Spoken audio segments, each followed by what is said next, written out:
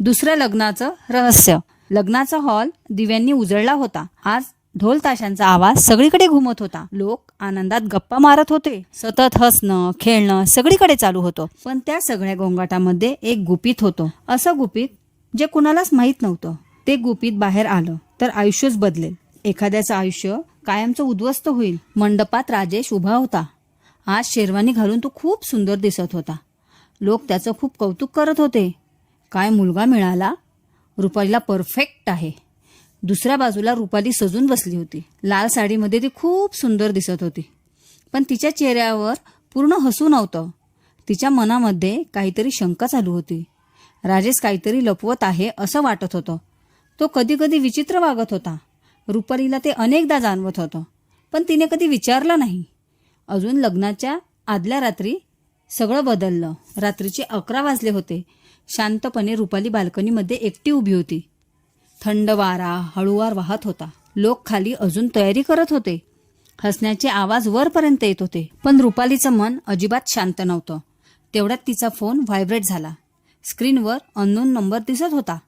तिने हळूच मेसेज उघडून पाहिला. मेसेज वाचताच तिचे हात थरथरले. उद्या ज्या मुलाशी लग्न करणार आहेस त्याचं आधीच लग्न झालं आहे. आधी रुपाली काही क्षण थक्क झाली.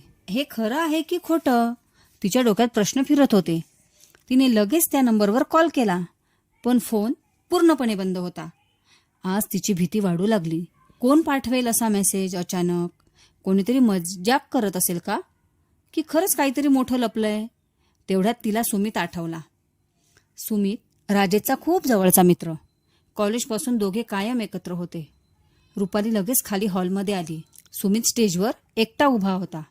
रुपालीने त्याला हळू आवाजात बोलावलं. सुमित, मला तुझ्याशी काही बोलायचं आहे. सुमित थोडा गोंधळून तिच्याकडे पाहिलं. काय झालं रुपाली, काही प्रॉब्लेम आहे का? रुपालीने फोन त्याच्या हातात दिला. हा मेसेज वाचून सांग, काय आहे? सुमितने मेसेज वाचतात चेहरा बदलला. काही क्षण तो पूर्णपणे शांत झाला. मग तो जबरदस्ती हसू लागला. अगं काही नाही, कुणीतरी मजाक. लग्नात असे वेडे मेसेज येतात. पण रुपालीला त्याचं हसू खोटं वाटलं. तिने थेट प्रश्न विचारला आता. सुमित, खरं सांग मला सत्य. राजेशचं आधी लग्न झालं आहे का? सुमित काही क्षण पूर्ण शांत राहिला. हॉलमध्ये ढोल ताशांचा आवाज वाढला, पण दोघांना सगळं शांत वाटत होतं. सुमितने हळू आवाजातच बोलायला सुरुवात केली. रुपाली, मी काही सांगितलं तर तू शांत राहशील ना? रुपालीचं हृदय जोरजोरात धडधडू लागलं. तिने हळूच होकार दिला. सुमित म्हणाला, राजेशचं लग्न नाही झालं, पण एक मुलगी त्याच्यावर वेडी झाली आहे. ती अजूनही त्याला नवरा मानते. रुपाली काही बोलणार इतक्यात आवाज आला. सुमित, इथे काय चाललंय दोघांचं? दोघेही घाबरून मागे वळले. मागे राजेश उभा होता, शांत. त्याच्या चेहऱ्यावर हलकसं स्मित होतं, पण डोळ्यामध्ये विचित्र थंडपणा दिसत होता. काय बोलत होतात तुम्ही दोघे? रुपाली काही क्षण शांत राहिली. मग तिने थेट प्रश्न विचारला. राजेश, तुझं आधी लग्न झालं आहे का? हॉलमध्ये अचानक शांतता पसरली. राजेश काही सेकंद तिच्याकडे पाहत राहिला आणि हलकसं हसू लागला. नाही रुपाली, माझं लग्न झालेलं नाही. रुपालीला थोडा दिलासा मिळाला. पण पुढच्या क्षणी राजेश बोलला, पण मग एक मुलगी आहे बाहेर, जी अजूनही मला तिचा नवरा मानते. रुपालीचा चेहरा पांढरा पडला. राजेश उत्तर देण्यात इतक्यात हॉलचा दरवाजा जोरात उघडला. सगळ्यांचं लक्ष तिकडे गेलं. दरवाजात एक मुलगी उभी होती. तिच्या डोळ्यात राग आणि अश्रू. ती थेट राजेशकडे बोट दाखवत ओरडली, राजेश, तू दुसरं लग्न करू शकत नाहीस. सगळे लोक थक्क होऊन पाहत होते. रुपालीचा श्वास अडकडून गेला. ती मुलगी पुढे चालत राहिली. कारण मीच तुझी बायको आहे. माझं नाव सई आहे.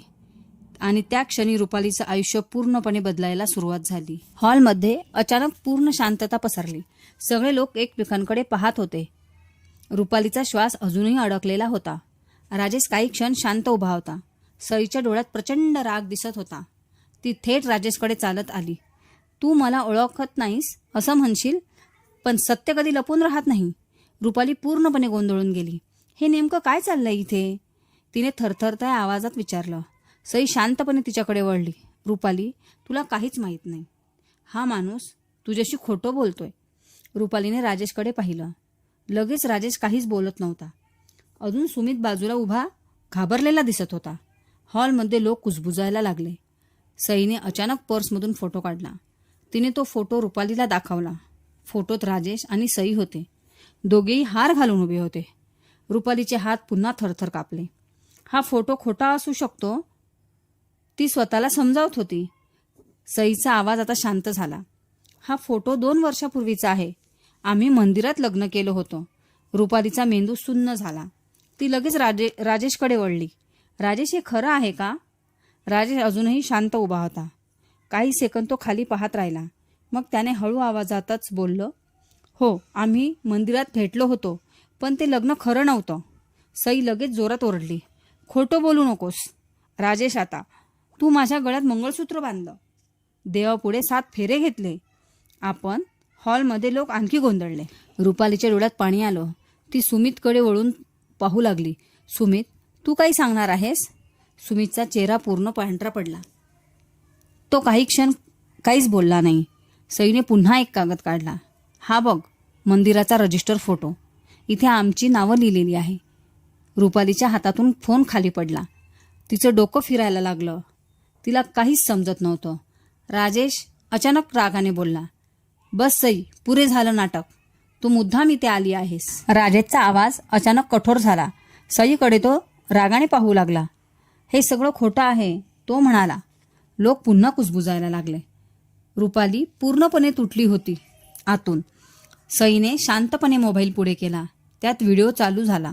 हळू राजेश सईला वचन देत होता. 7 फेरे स्पष्ट दिसत होते. देवापुढे घेतलेले पवित्र वचन. हॉलमध्ये एकच गोंधळ उडाला. सगळ्यांचे चेहरे बदलले लगेच. सुमितने डोळे खाली घातले. त्याला सत्य माहिती होतं आधीपासूनच, पण तो गप्प राहिला होता. रुपालीने हळूच मागे पाऊल टाकलं. तिच्या डोळ्यात अश्रू वाहत होते. ती राजेशकडे शेवटचं पाहिली.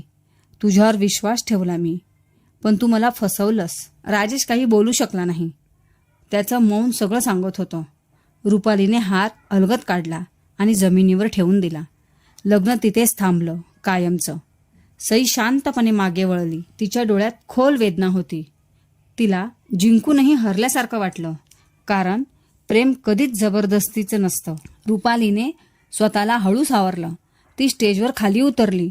तिने ठाम निर्णय घेतला मनात, स्वाभिमान सर्वात महत्त्वाचा असतो. हॉलमध्ये दिवे अजूनही चमकत होते, पण आनंद पूर्णपणे हरवला होता. त्या रात्री 3 आयुष्य बदलली. खोटं कधीच लपून राहत नाही आणि सत्य नेहमी समोर येतं. आणि जर अशाच कथा आपल्याला ऐकायच्या असतील तर आपल्या चॅनलला लाईक करा, सबस्क्राईब करा आणि हो, बेल आयकॉनला क्लिक करायला विसरू नका. थँक्यू.